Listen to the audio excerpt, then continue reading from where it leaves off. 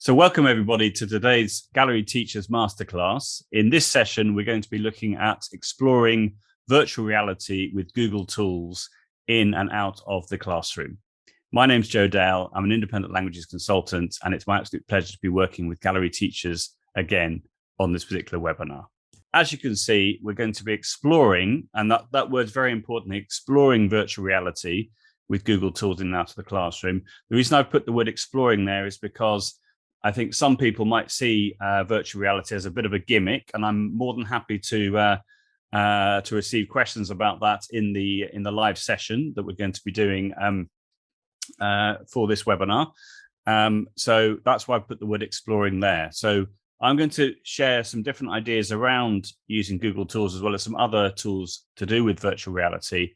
And I would love your feedback about how you could see them being used in the languages classroom. So I'll give you some examples, I'll suggest some ideas, but I'd love to hear from you as well. So if I give you a little bit of background about myself, if that's okay. So I was a modern foreign language teacher. I taught French for 13 years, 3 years at secondary school level, and then 10 years at middle school level on the Isle of Wight, which is where I live. And at middle school level, I was working with 9 to 13-year-olds. So I've got upper primary and secondary school experience. And this is the third Gallery Teachers Masterclass that I've put together, which is fantastic. So that's a little bit about me. You can see that my Twitter handle is there, @Joe Dale. I've now got over 32,000 followers on Twitter, which is a bit crazy, but I have been on Twitter for over 14 years. If you're not following me and you'd like to, feel free to connect. I'd love to hear from you. Feel free to tweet during the session as well. If you'd like to ask me a question, send me a direct message, etc., then that's absolutely fine. Also, my email address, which is being shown on the screen right now, is joedale@talk21.com. So if you want to send me an email as well about any of the contents which I'm talking about in this session or in other sessions I've done for Gallery teachers, then I would absolutely love to hear from you. Okay. So in this particular session, this is the workshop agenda. As you can see, I'm going to be going through a variety of different Google tools, as well as looking at some other virtual field trip websites as well. So we're going to start off with Google Arts and Culture, move on to Google Earth Voyager, then move on to Google Maps, Google My Maps, Google Earth Projects, and as I said, virtual field trip websites. So there's going to be lots and lots of demonstration in the session. I'll be coming out of the presentation, going into Chrome, showing the website live, going back to my presentation, and so on and so forth. So the first website we're going to have a look at is Google Arts and Culture. Now, this website has been around for a while. It's also available as an iOS and an Android app. And I think it's really, really good for promoting intercultural understanding. Let me give you a flavor of how it works. So if you click on the link here, so this is the homepage of the Google Arts and Culture website. As you can see, if I just scroll across, you can get an idea of the sorts of content you can find here. So for example, if you're interested in museums or artwork, there's a whole host of different ideas that you can explore. Here, for example, they have the Klimt's masterpieces in a new virtual exhibition. That's fabulous. You've got lots of different other museums that you can look at. You can also go into theatres as well. So it's absolutely brilliant for promoting culture. Now, what I'm going to do here is I'm going to click on the search option, and I'm going to do a search. You can see that I've been looking at a number of different artists here. So if I click on the Van Gogh option, you can see that there are 269 different items. And what I'm going to do now is I'm going to click on this one, which is the famous bedroom scene in Arles, like that. And as you can see, there's a little zoom icon here. So if I click on that, you'll see that there's another little icon on the right-hand side with the plus and the minus. Now, this allows me to zoom right in. Can you see? I can go right in, and I can even see, the brush strokes on the canvas, which is absolutely fabulous from a cultural point of view. But also what I can do, if I come out again, is I can use this as a model. So what I could do is I could ask the students to maybe recreate their own bedroom scene by maybe they could use a drawing application. They could draw on a good old pen and paper and then take a picture of that to make it a digital version. So using it as a model in order to encourage them to describe, for example, a bedroom scene. So they could describe this one, and then they could then make their own. So I think from the point of view of getting access to lots and lots of different authentic resources, it can be really, really interesting. Now, also in addition to the website, another feature I want to show you right now is the view in Street View. You'll see as well, it says view in augmented reality. You have to have a mobile device in order to do that. But I've got a video for you on another slide to show you how that would then work. But if I just click on view in Street View, it will actually take me to the Musée d'Orsay in Paris, and I can see what the picture actually looks like in situ, as it were. So I can now, because I'm in Street View, I can now move around and I can look at other pictures which are here. And I can move around the museum, as you can see, and I can zoom in on other pictures. So I just think this is absolutely fabulous from the virtual reality point of view of being able to explore the context in which you find this particular image, which is just absolutely wonderful. So I really, really like that. I think that's just great. This is an example of using augmented reality. I know that we're focusing on virtual reality here, but this is an example of augmented reality. So you can see this is the classic self-portrait that Van Gogh did. And you've got the view in augmented reality option here. So I actually recorded this on a mobile device in Zoom, but using my iPad. So I'm just going to play this for you now. It's only about 1 minute, 40 seconds long. And you can see how it works, how you can use AR in conjunction with Google Arts and Culture. Here we go. Another cool feature of the Google Arts and Culture website and app is augmented reality. So on this page here, we have a portrait by Van Gogh called Self-Portrait with Grey Felt Hat. And if I want to get this onto my iPad, all I have to do is simply scan the QR code, which I have here, which is a Chrome extension, launch the camera on my iPad and scan away. Okay, by doing that, a little notification comes up. It opens up automatically onto my iPad, and now I can now do a new share and actually show you my iPad screen, which is what I'm going to do right now. So I click share like that. I now need to go into AirPlay. So I tap screen mirroring. I select the zoom option and it will now produce a tick on the screen. And as you can now see, Van Gogh's picture. So if I now tap on the view in augmented reality button, bottom left there, you'll be able to see my screen. And I can now tap on the portrait at the bottom of my screen like that. And all of a sudden, I have an augmented reality version of this painting like that. So if you were doing, for example, talking about visual description or colors or whatever it might be that you want to talk about, this is an augmented reality version of Van Gogh's famous painting. Amazing stuff. You can also take a picture as well. If you tap the white shutter button there, it takes a picture and saves it to your camera roll. And there we are. Fantastic. So now you might think that that's a bit of a gimmick, but I think it's definitely a way in which you can bring content to life using, in this case, augmented reality, the way that you could click on the view in Street View, which allows you to see the picture in context in the museum and so on and so forth. But I'm more than happy to accept questions around that, about the fact that it is an augmented reality image. Is that going to enhance the language learning in the sense that it's going to engage the students and then maybe encourage them to write more or to speak more about the particular asset? So I would welcome your feedback about that. So that's a quick snapshot on using the Google Arts and Culture website and the app. So don't forget, if you want to use the augmented reality features, you need to have the iOS or Android app. Okay, let's carry on. Oh, before I carry on as well, you saw that the live captions were appearing at the bottom there. That is an inbuilt feature within Chrome. All you have to do is in Chrome, you click on the 3 dots top right. You then click on settings and advanced settings.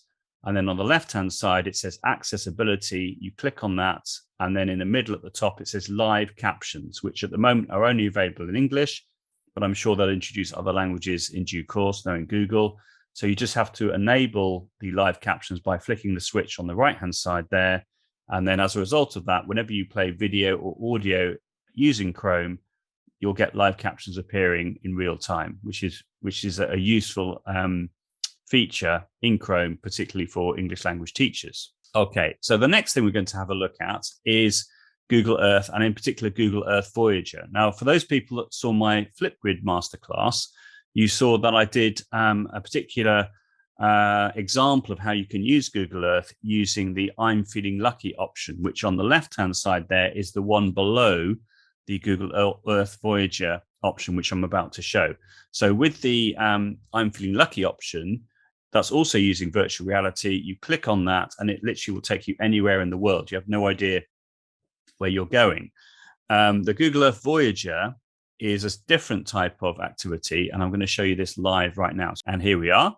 So you can see on the left-hand side here in this toolbar, we've got the Google Earth Voyager option. And now if I click on that, what it does is it gives me different stories, if you like, around different important, culturally significant situations that we find ourselves in the 21st century. So, for example, there's some really interesting content around climate change. You've got different time lapses here, for example. So lots of interesting content that you could explore with your students around promoting culture and in the language that comes about as a result of exploring these different places. So you can see there's lots and lots of different things to look at, and beautifully presented as well, I must say. So let's go back to the one I just mentioned towards the top, which is this one, the Fragile Beauty one. So if I click on this link right now, you can see there are a number of different pins on the Earth, which have been put together by particular people, presumably working for Google Earth. So you can see now what's happening is you've got a little time lapse, so you can see how the environment is changing based on the, in this case, the Amazon River. So you've got some information here which is describing what's going on, and you can see over time how the river is changing its shape and all the different changes that are happening in that particular context. If I now click on the next option, so this is, as I said, this is a type of story. So what the person who's created this story has done is they've created different pins in Google Earth, and you can go from pin to pin around a certain theme. So if we go to the next one, this is to do with changing coastlines. This example is from North Carolina in the States. So again, you can see over time how the situation is changing. I think this is fascinating, I must say. And then if we go on to the next one, this will give you a little flavor. So this now is farmland in Russia. So if you were talking about your local environment, for example, why not use authentic context to really bring the language to life, I think, and to talk about issues which are very, very important to our learners at whatever age. Okay. I'll just go through some other ideas. So this is in the Philippines now. And you can see visually how it's very appealing, the way it jumps from pin to pin. So some information there. If we go to the next one, this is in Tanzania. Okay, and then obviously what I could do as well, if I wanted to, is I could use the Street View option. Let's see if I drag this here where the pin is. So it's saying no Street View is available here, which can happen. Let's go to the next one. This is now in Chad in Africa. Let's see if we can go into Street View here. That might not be available either. Let's just wait and see. No, that one isn't either, because obviously if it's a very remote place, then it makes it tricky. This might be the case as well, but I'm going to give it a go. Let's just try. So this is the flowing ice in Greenland.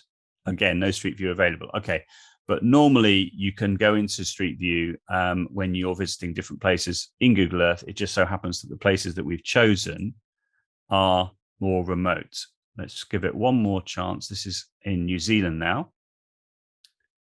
Let's see if this one works. Okay. And yes, this one is going to work. Lovely. Okay. So you can now go into Street View and get an even more close-up view of what's going on here using this particular tool. Wow. Okay. So this is incredible. So you could use this maybe as a starting point for a discussion, what you can see here, etc., etc. So you can see there are a number of different topic areas that you can have a look at here. So that's just really nice. There's a whole world of different things you could do there. You'll notice that I've put a link here to a blog post. And this is a Google Earth language hack that you can take advantage of. If I click on the link right now, it means that what you can do once you load this up like this is you've got all these different links. If you click on them, for example, if I click on this, the French one, what it will do is it will display Google Earth in French. Let's just wait for it to load up. Okay, and now if I click on the Voyager option like this, you can see that what we had in English is now in a different language. So if you then were a teacher of different languages, you could then explore all of these different options in that different language, which is just, again, very, very useful. Now here, what I've done is I found a couple of Google Sheets, which display lots of different multilingual versions of different Google Earth Voyages, which different people have put together. So you can't, with Google Earth Voyages, you can't make one yourself. I'm going to show you a Google tool a bit later on when you can make your own versions, which are going to be similar to this, but these are just ones that you can use. So if I now click on this link here, you can see that I can now scroll down. You've got these in different languages. So I can scroll down and find different stories that I want to share with the students. So I'm just going to click on this one now. I'm going to click on the Beatlemania one, if that's okay. And I'm going to click here. So this is available in a number of different languages, including English. So you can see that this is all in French. So I can click on the start the exploration. And as you can see, what the person has done who's put this together is they've put a number of different pins onto the Earth to show important places in the life of the band, the Beatles. So here, for example, we start with the Cavern Club.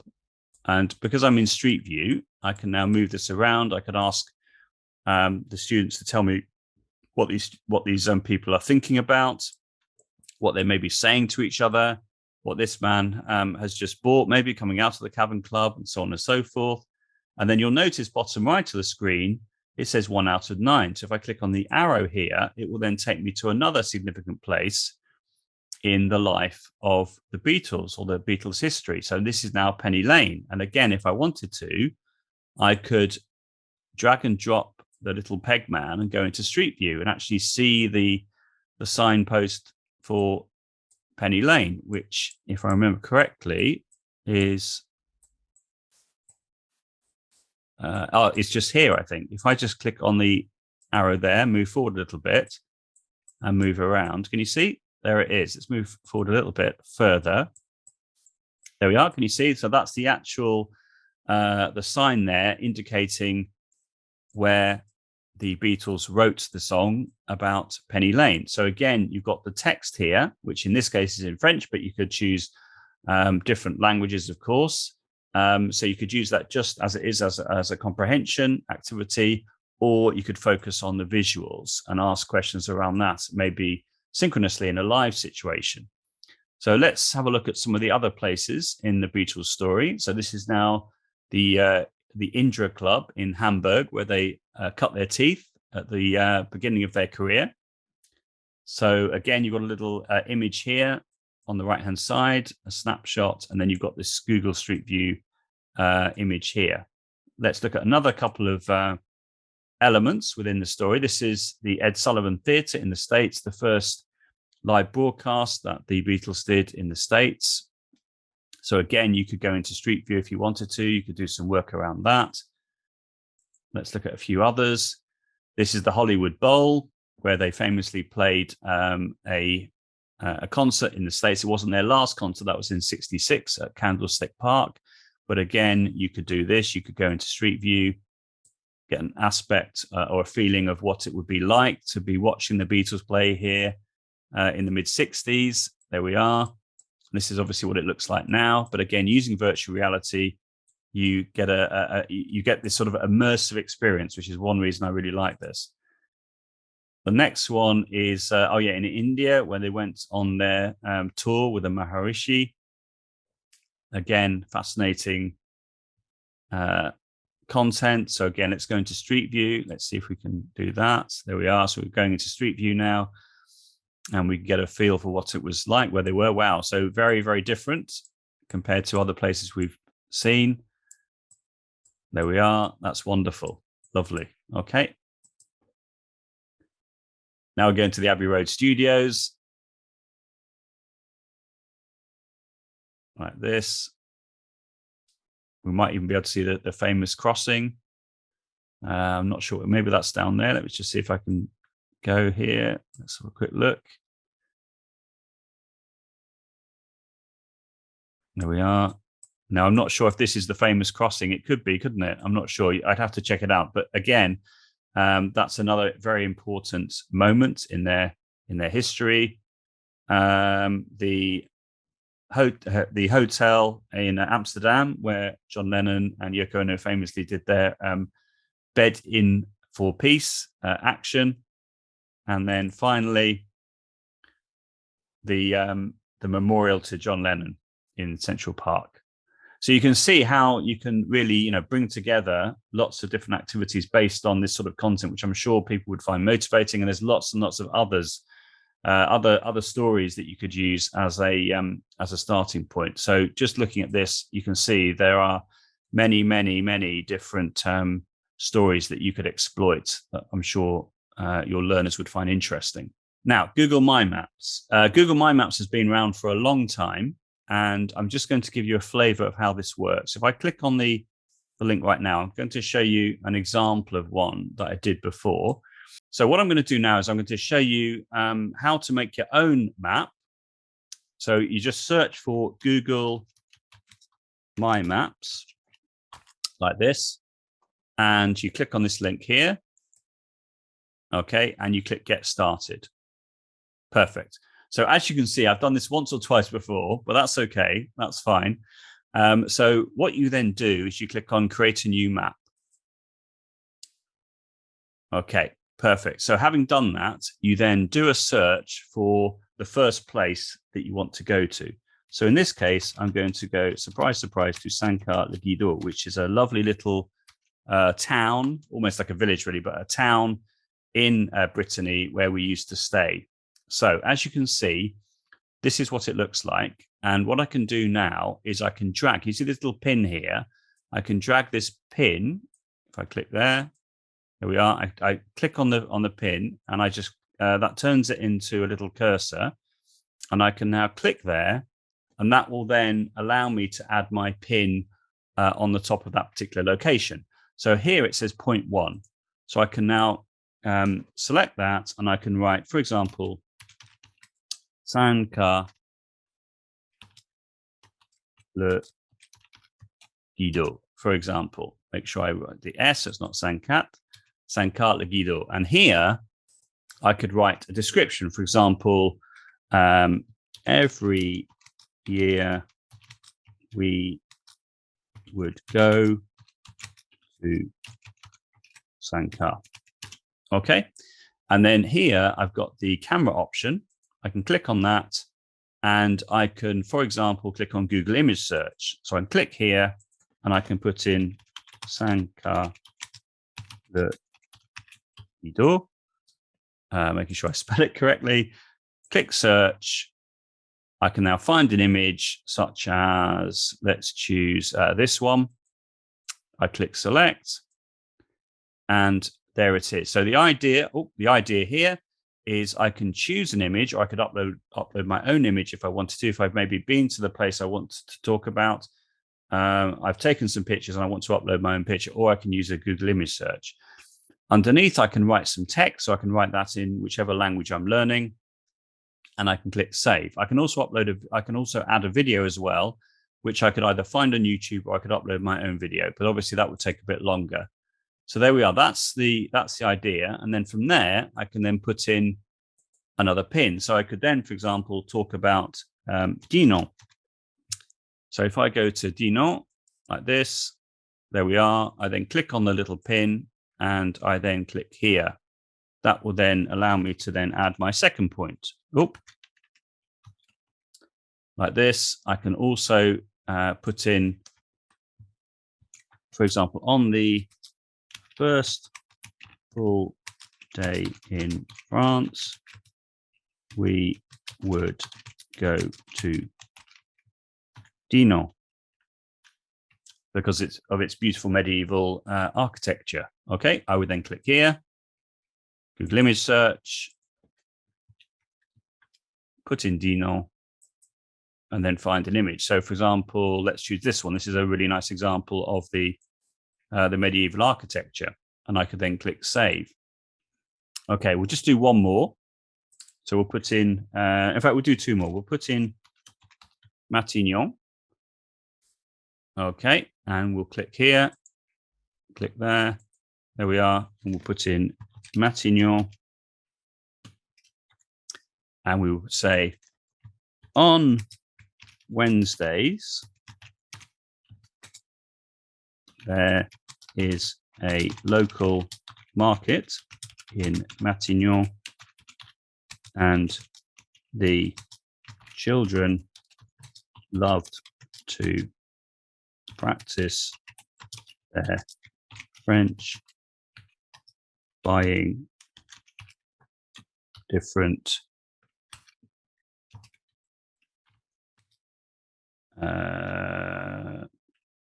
different things. I know that's a very general word, different things. Okay. So on Wednesday, I put Wednesdays on Wednesdays because it's every Wednesday, but obviously we just had the one Wednesday on our trip.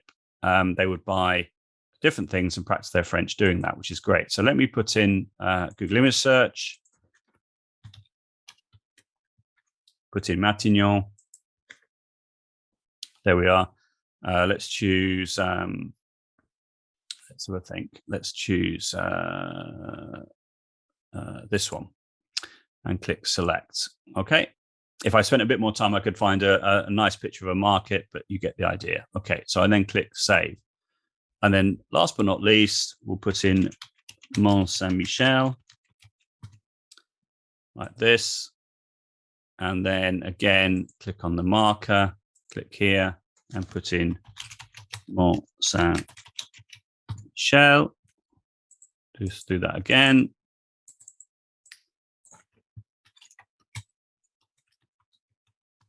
Okay. And again, we could then write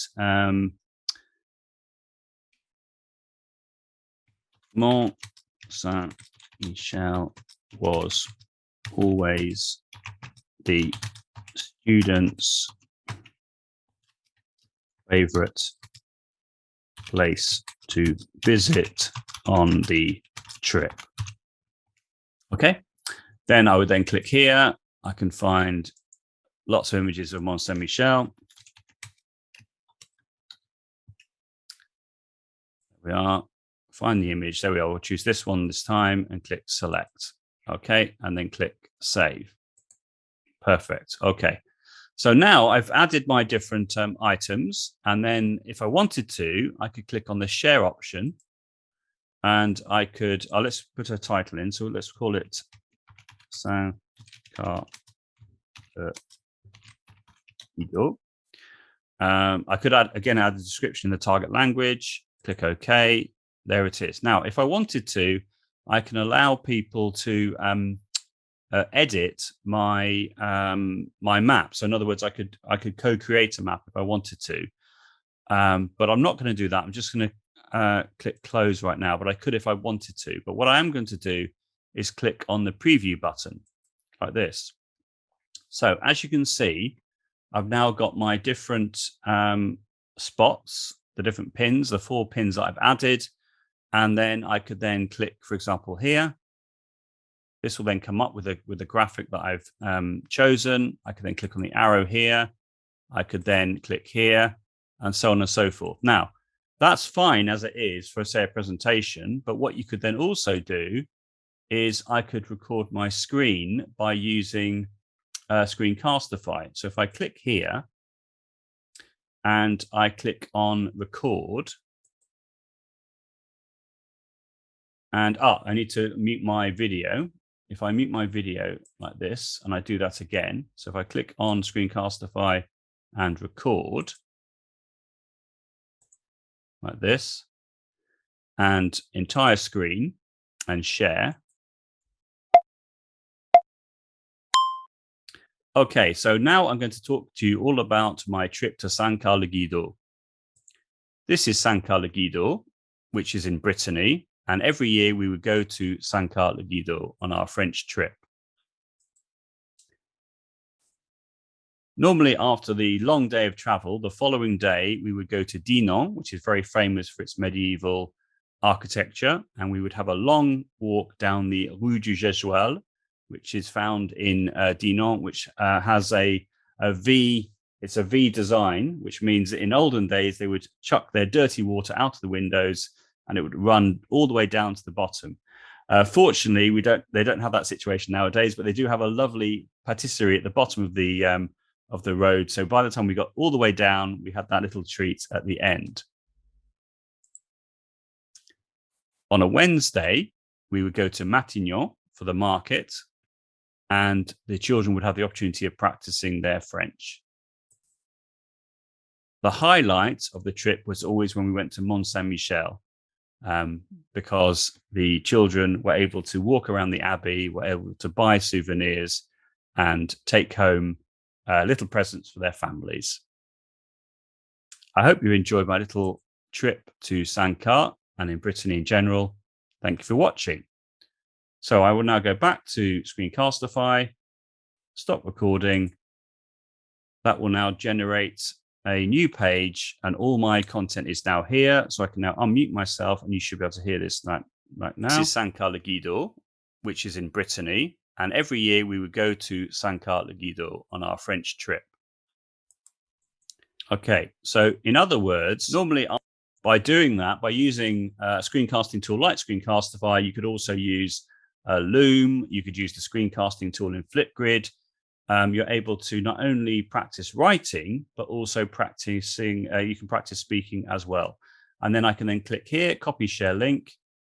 I've already combined Screencastify with Google Drive, which means that that video is automatically saved in Google Drive, and I can now share the link. However, I would normally share the link in, for example, Google Classroom, and so on and so forth. So here are some more ideas around how you could use what I've just shown you with Google My Maps across the curriculum. So, for example, you can see that the suggestion for an English class could be if you're studying a historical story, a fictional story, such as Homer's Odyssey, then what you could then do is you could then use the Google My Map pins in order to show the different locations that appear in a particular fiction and give the students the opportunity of maybe describing the significance of those particular locations. Likewise, if your students are studying a foreign language, they could create virtual tours, which is essentially what I've just shown you how you could then do, of different places, foreign countries and cities. The students can add a description in the target language. They can also use an image or a video, which is showcasing something around that particular place as well, as in the examples that I gave. And then if you're working with younger students, looking at a story such as hottest, coldest, highest, deepest, again, you can find the different locations on the Google My Maps tool, and then put the pins down and then get the students to write a summary. So you can see the sorts of ways in which you can use that. And that was taken from the dailygenius.com website, some other ideas on using Google My Maps.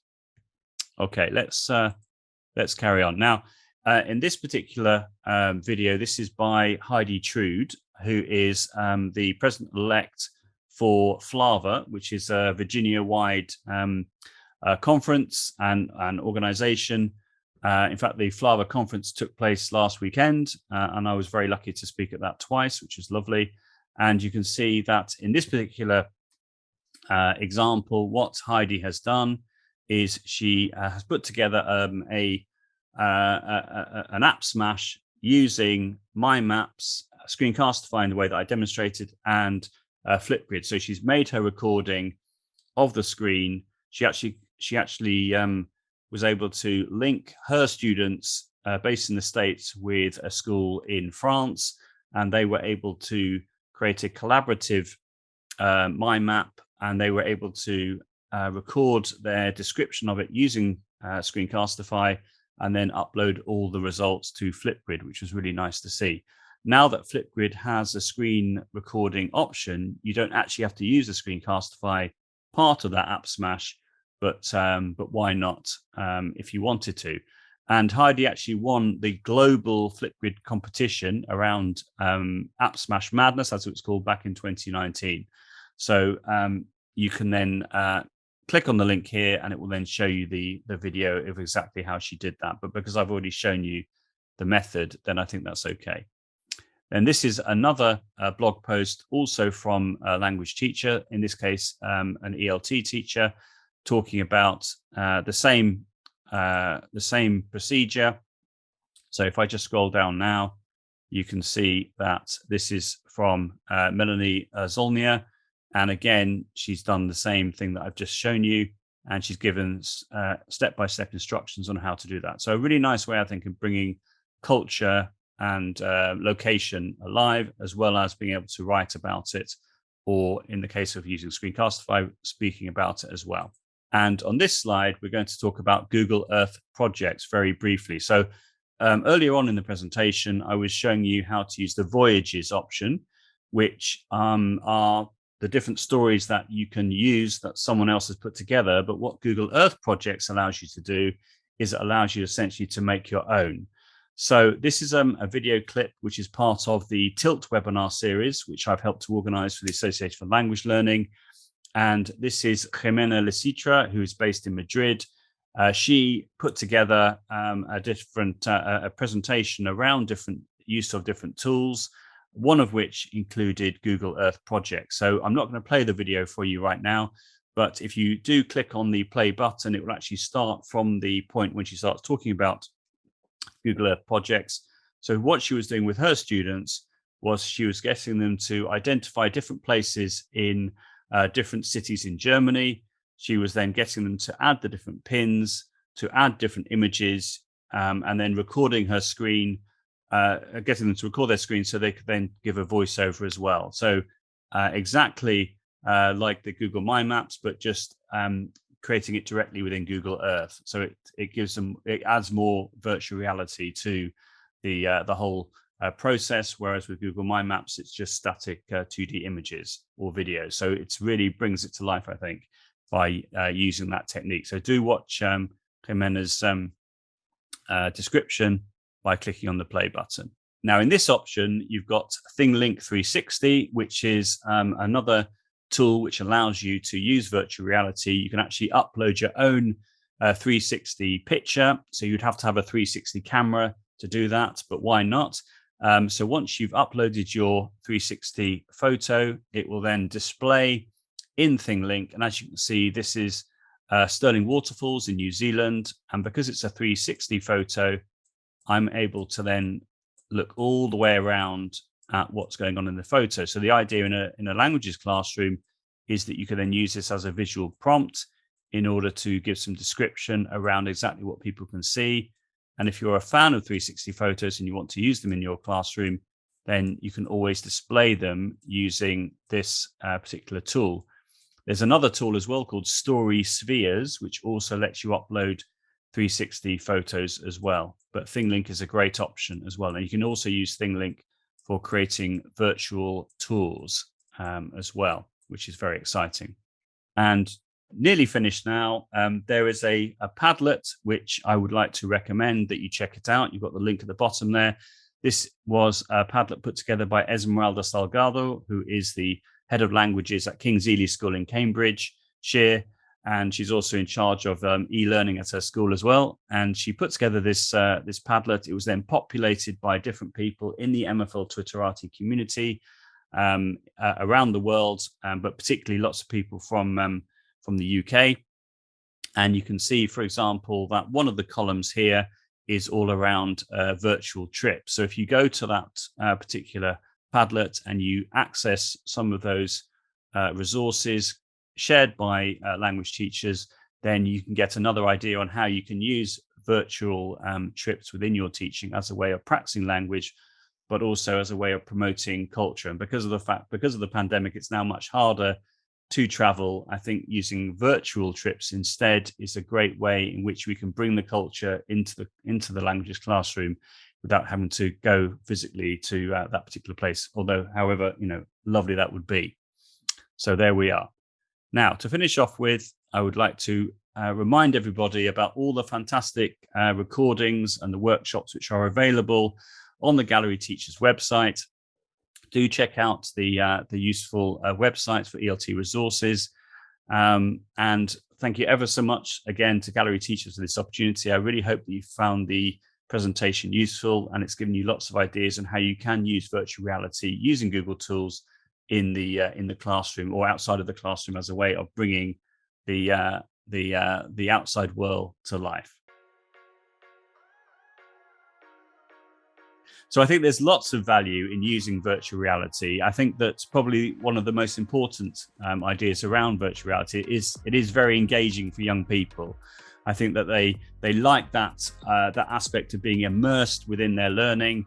I think it's brilliant for promoting culture as well, intercultural understanding. You can actually visit the places virtually. You can get a feeling for what it's like to be in, for example, in the middle of Madrid or in Berlin, wherever it might be. You can use Google Street View, so you feel like you're actually there. And using that stimulus, I think, is a great way of encouraging the students to speak more and to write more. So in that way, I think there's a huge amount of value. And clearly, if you choose a particular place, you could then create lots of different activities around that. So for example, in the case of the Voyages that I mentioned, you've got lots of those voyages which have already been created. And so as a result of that, you can then base some activities, create a digital worksheet, etc., around that particular story.